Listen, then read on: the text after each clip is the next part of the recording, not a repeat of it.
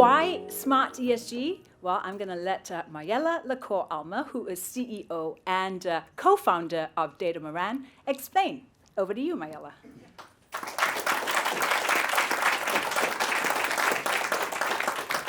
Thank you so much, Jax, and hello, New York City. It's really, really great to be back.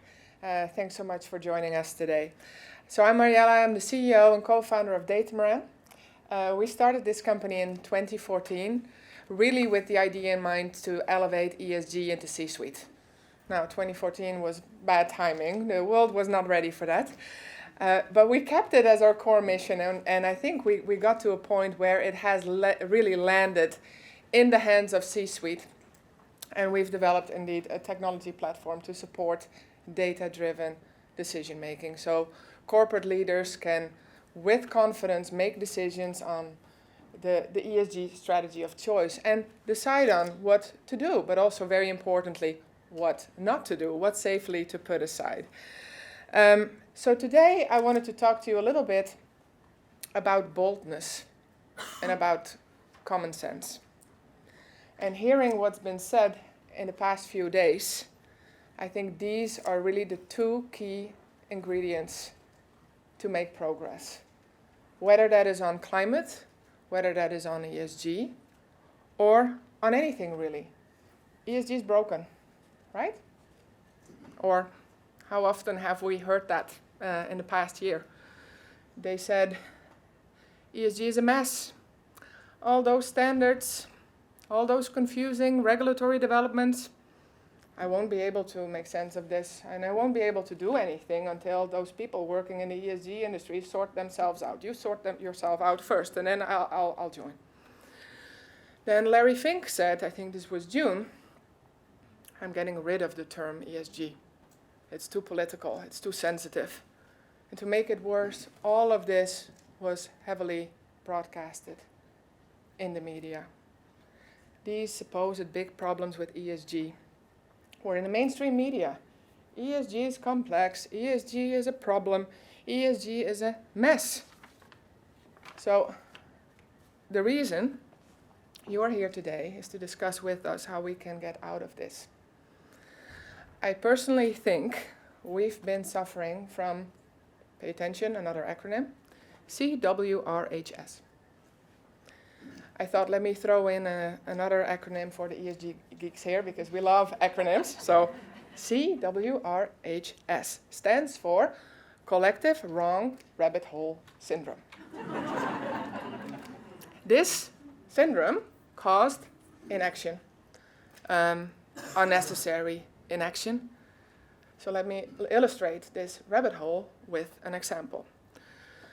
According to our research, thank you, Ian, 96% of S&P 500 companies today disclose on GHG emissions or climate change, including 89% of S&P 500 companies do so in their Form 10K.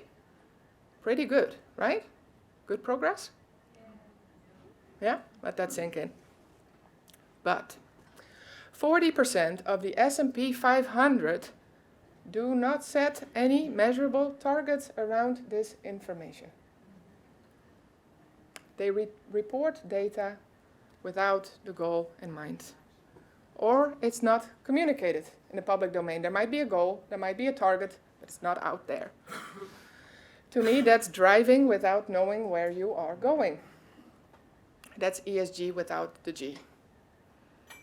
That is the real problem we currently face with ESG. ESG is not broken because we don't have the perfect standard or because it's too political. ESG is temporarily broken because we paused for a moment by thinking too much about disclosure and reporting standards being the ultimate solution to forging a path forward. Focusing on reporting comes with the potential issue of massive amounts of data without a purpose. So, ESG is broken, but it's fixable. We don't need to bin it, we just need to get to work. So against this backdrop, we actually saw more and more individual leaders at the C-suite level step up their game. We asked them, how are we able to progress all of this? They told us, it's common sense. And it's happening anyway, regardless of any regulatory developments that might temporarily halt or turn out to be a little bit different. We're not doing this because of regulations exclusively. It's business critical for us. The issues facing business and the issues facing society have come together. Climate change and, for instance, the health of our people and the well-being of our people are now issues that have come together. And that means that business cannot be successful if we don't know what these are, and if we don't integrate these material ESG risks and opportunities. Actually, these issues allow us to be innovative and think outside of the box.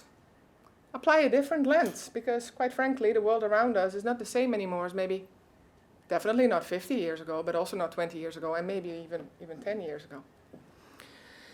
And yes, there's a lot of regulations out there, but the thing we take from these regulations is that they spotlight governance.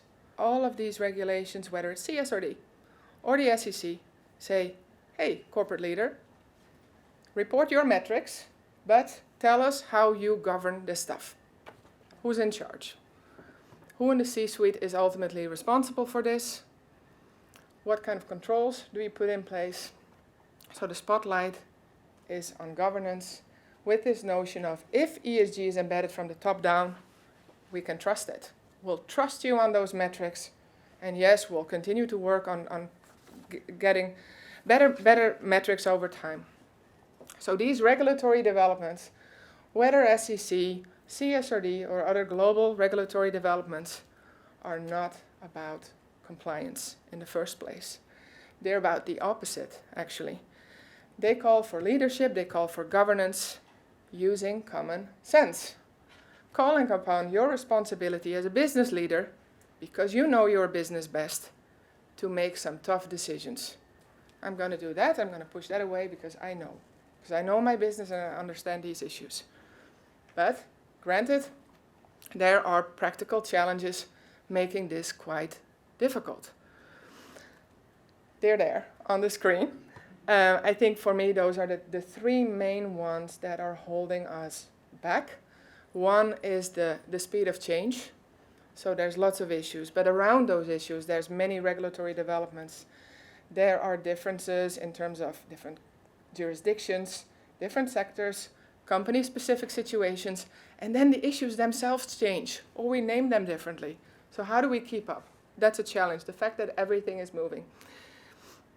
The second one being, on the right side, the ESG skills gap. C-suite is involved, this is new for us, how are we going to do this? Do we have the ESG expertise in-house? Can we source it from the consultants? They all seem to be scrambling, getting the right people in place. It's a massive challenge. It's all of a sudden super important, and we don't have the armies of ESG people there to support it. And also, in some cases, ESG professionals that are very passionate about this topic might not want to work for your company. You might not have the right profile. And then, I think this is the big one, and this is the lasting one, because the other two, I think, are kind of, they're solvable in the short term. The increased scrutiny bit is the challenge that is really going to last. So everyone's paying attention, media is paying attention. Your new hires are going to pay attention and ask you, what are you doing? How are you dealing with your supply chain? So in order to stay relevant in this arena, you need to be able to explain yourself in an agile way on a plethora of issues all the time, because people care, people pay attention. So the reason why we said, let's do a documentary series, of which you will see the trailer today, is that we decided to portray those business heroes that, despite these challenges, continue to champion ESG, who can share with you and who want to share with you the smart way to ESG. And I've seen them being vulnerable in the film. And they went on record with the challenges they are facing. And I think you might see some familiar voices in there. And I also wanted to address that the documentary series is something we'll continuously continue to progress. So if you know of any stories, you can tell us and we can see.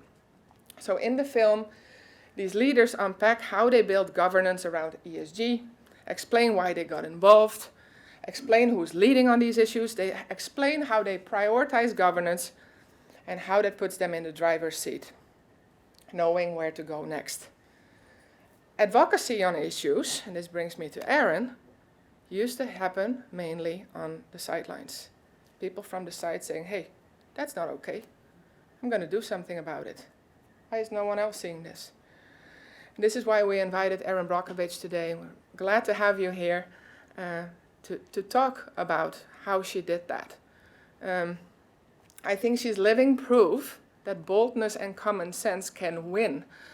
And she did that before ESG was even a thing. So today, we see new heroes arise that are insiders to business, that understand that not only is this maybe the right thing to do, but also this makes total business sense.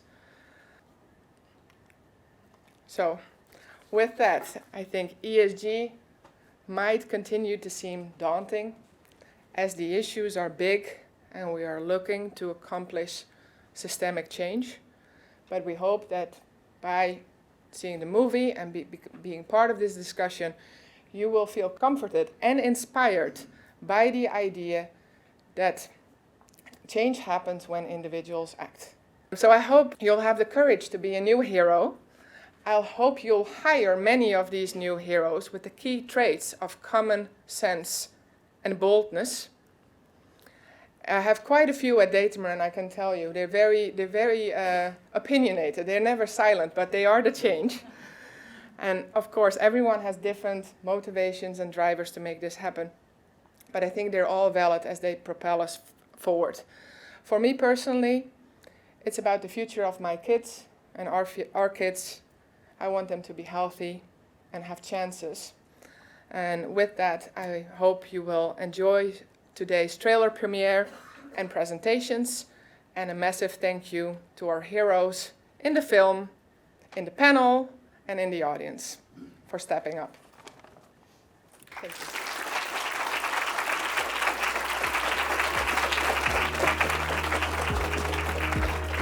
Thanks, Marjella.